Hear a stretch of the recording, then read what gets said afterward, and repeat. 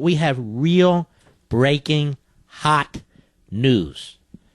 Not the phony alerts you see all the time, but real breaking news. We've talked here before with experts and through our own analysis about this IRS scandal. And I have said this is the scandal of all scandals, because all roads to funding the federal government pretty much go through the Internal Revenue Service.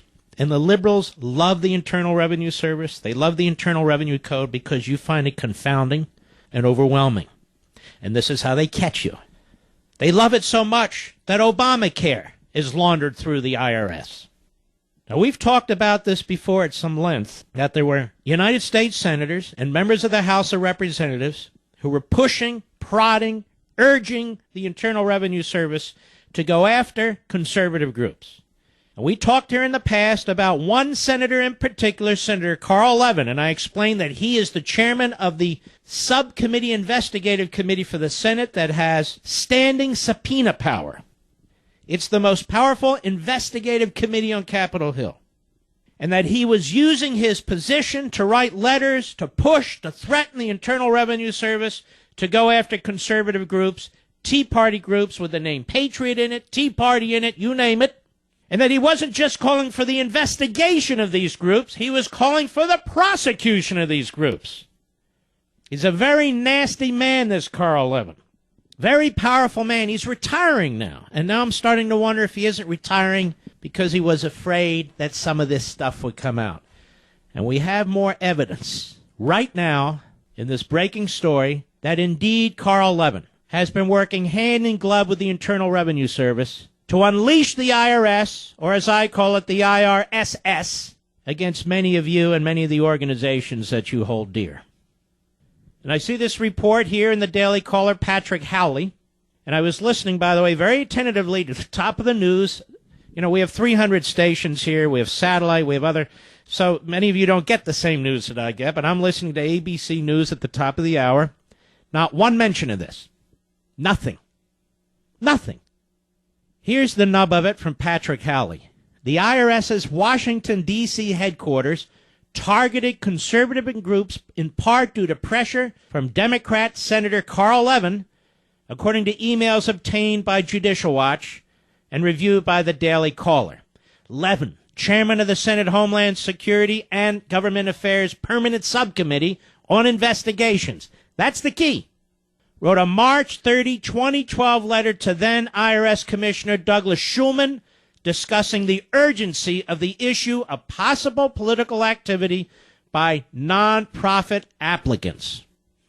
Levin asked if the IRS was sending out additional information requests to applicant groups and citing an IRS rejection letter to a conservative group as an example of how the IRS should be conducting its business. The IRS, ladies and gentlemen, is not supposed to be the plaything of a political hack. It's not supposed to be the plaything of a senator or a congressman. And it's not supposed to be working with them, targeting organizations. A top IRS official replied that the IRS could send out individualized questions and requests, which is what it did, didn't it? Some entities claiming tax-exempt status, Levin wrote, as social welfare organizations, 501c4, appear to be engaged in political activities more appropriate for political groups claiming tax-exempt status under another part of the Internal Revenue Code. Levin wrote, because of the urgency of the issues involved in this matter, please provide the following information by April 20, 2012. He wanted this all done before November 2012. You notice that?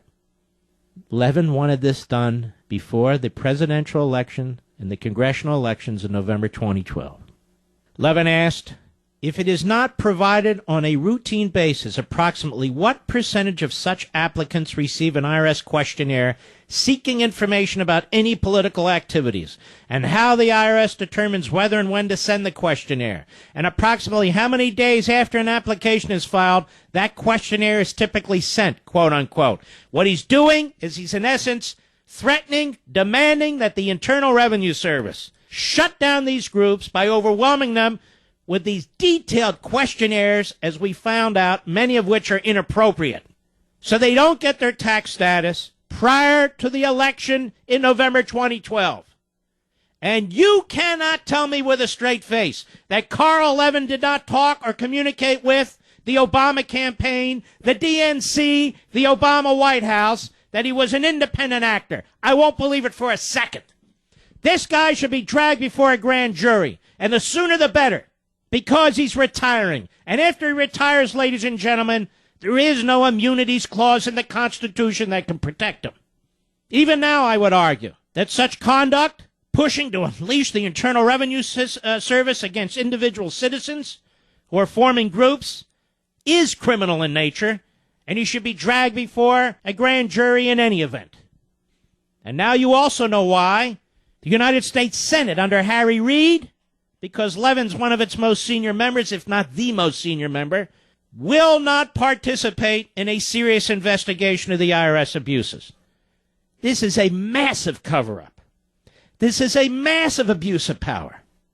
Carl Levin, Senator, Michigan, Democrat, leftist, cited a 1997 IRS rejection letter to the conservative group National Policy Forum, formed by former Republican National Committee Chair Haley Barbour, and asked Schulman, quote, "Is it still the position of the IRS that a 501c4 group cannot engage in any partisan political activity, even as a secondary activity?" Let me tell you folks something.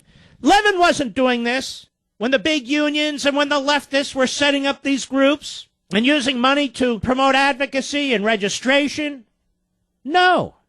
He did it after the 2010 election. He did it before the 2012 election because he had as his purpose the suppression of conservative and Tea Party activity and the vote generally. That was what this senator was up to. And by the way, he wasn't alone, as we've discussed here many times.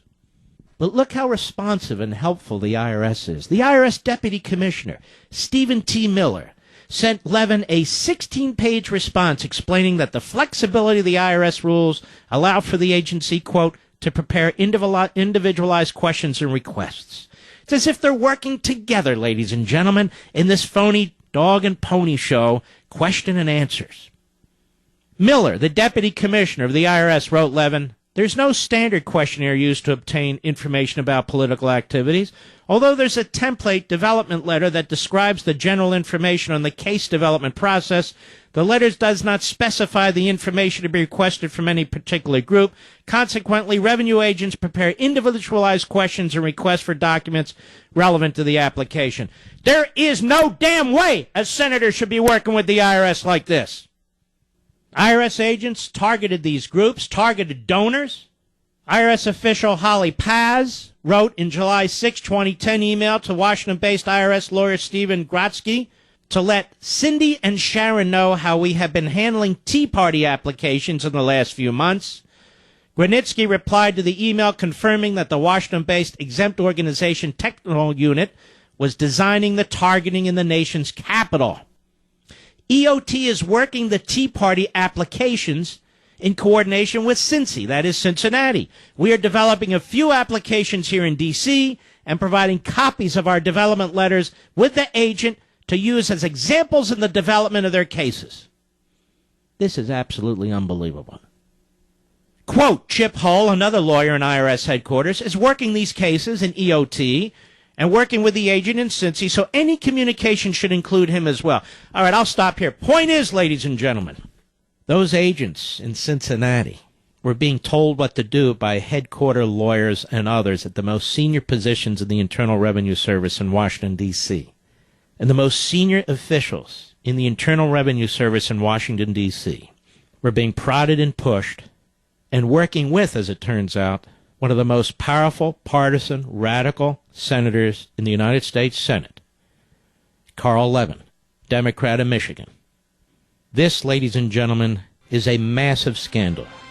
The fact that a senator, the fact that politicians generally can use the Internal Revenue Service and sick it on organizations and individuals like donors, pressure it to develop questionnaires, to want to look at those questionnaires, to want to review them even before they're released, because that's the implication. That, ladies and gentlemen, demands a federal grand jury, and Carl Levin should be dragged in front of that grand jury and forced to answer questions. I'll be right back. Two of the most important pieces of this Not the only important pieces. Two of the most important pieces of this were found by legal foundations. It was May 2013, the Treasury Department Inspector General report found the IRS had been using inappropriate criteria to identify conservative groups applying for a tax-exempt status. That is, lists of past and future donors. Congress got nowhere. Landmark Legal Foundation filed a formal complaint, not with the IRS, but with the Treasury Department, which triggered that report and started the fuse. Judicial Watch had to sue in October to get documents that this administration has refused to provide to Congress, which have now demonstrated unequivocally the fingerprints of Carl Levin and many others involved in this. Let me put it to you this way, ladies and gentlemen. This is no longer a scandal about the IRS. This is also a scandal about the United States Senate. This is also a scandal about the Obama Oval Office. You see, Carl Levin's requests became increasingly intense and demanding the closer it got to the re-election period for Obama. He was doing Obama's work. He was doing the work of the Obama campaign. He was doing the work of the Democrat Party, the Democrat National Committee. He was using his position in the United States Senate as chairman of the most powerful investigative committee in Congress, this subcommittee for investigations. He was using it to demand that questionnaires go out to Tea Party and conservative groups, to demand that they be investigated, to demand that they be prosecuted. Yes, I'm speaking with passion. This is a disgrace. And when the hell will the mainstream media finally, once and for all, say, enough is enough? Enough is enough. This scandal is not just the IRS scandal. It's now the United States Senate scandal. It's now the Oval Office scandal. Let's stop playing games and mincing words. We have a criminal conspiracy at the highest levels of government. Oh, and yes, I speak as somebody who served in the Reagan administration as an attorney, not some slob on a boat in San Francisco. So yes, this is the worst of the worst type of scandals. Now what's going to happen?